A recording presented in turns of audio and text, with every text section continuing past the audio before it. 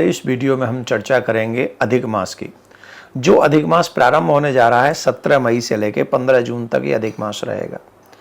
सनातनियों के लिए विशेष महत्वपूर्ण ये समय होता है, जिसमें आपकी साधना के लिए थोड़ी सी भी साधना करने पर, थोड़ा सा जप करने पर, थोड़ा सा पुण्य करने पर, थोड़ी सी तीर्थ यात्रा करने पर हमको इसका कई गुना फल मिलता है। लेकिन कुछ चीजें करनी भी नहीं है।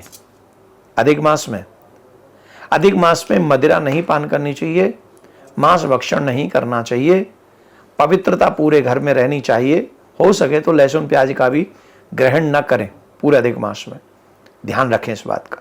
जुआ इत्यादि से बच के रहना चाहिए।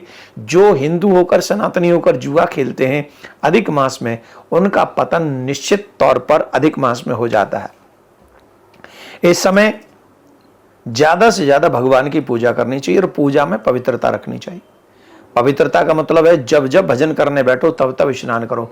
ऑलमोस्ट त्रिकाल संध्या करें, त्रिकाल संध्या नहीं तो 2 काल की संध्या करके, दोनों समय स्नान करके ही वो पूजा पाठ करनी चाहिए, पवित्रता रखनी चाहिए। इसमें भगवान प्रसन्न होते हैं और थोड़े से सत्कर्म का बहुत ज्यादा फल मिलता है। ये बहुत सारी चीजें बताई गई हैं। इसमें अधिक मास में शादी नहीं करनी, नवग्रह में प्रवेश नहीं करना, मुंडन इत्यादि कार्य नहीं कराने। ये वो कार्य हैं जो अधिक मास में नहीं करने चाहिए। तो अधिक मास में करना क्या चाहिए? बोले ज्यादा से ज्यादा भगवान की कथा सुननी चाहिए, यज्ञ करना चाहिए, तीर्थ करना चाहिए, तीर्थाटन करना चाहिए, गायों को हरा चारा खिलाना चाहिए, यज्ञ करने चाहिए। ये छोटी छोटी चीजें जो बहुत बड़ा फल हमको दे सकती हैं। गायों को चारा खिलाने के बाद तो 33 कोटि देवी देवता प्रसन्न हो जाते हैं। इस समय हमें ये शुभ कार्य करते रहना चाहिए। एक माला का भी फल कई गुना मिल जाता है। ब्रह्मचर्य का पालन करें। इस पूरे अधिक मास में स्त्री प्रसंग न करें, गंदे दृश्य न देखें, गंदे शब्द न बोलें, गंदे शब्द सुने भी नहीं।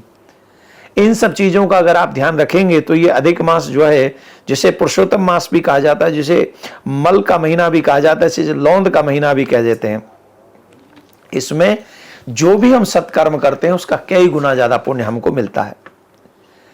इसमें यदि संभव हो तो हमें एक ही समय भोजन करना चाहिए।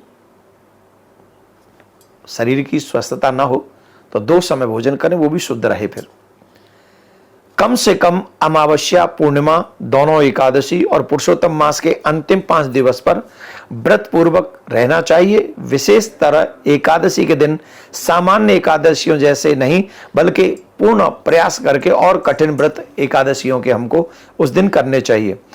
ऐसा क्या करें अधिक मास में जो हमारे लिए ज्यादा लाभदायक हो? तो इन अधिक मास में देखो, 1 माला अन्य दिनों में करो और अधिक मास में 1 माला करो तो 1000 गुना ज्यादा फल मिलता है उसका। तो हम ऐसा क्या करें? बोले नित्य चतुर्श्लोकी भागवत का पाठ हम कर सकते हैं, गोपाल सहस्त्र नाम का पाठ कर सकते हैं, कृष्णाष्टकम हम लोग पाठ कर सकते हैं, और नित्य श्रीमद् भागवत पढ़ना अथवा सुनना, रामायण की कथा सुनना या अन्य पुराणों को श्रवण करना या उनका गायन करना, ये हमारे लिए मंगलमय होगा।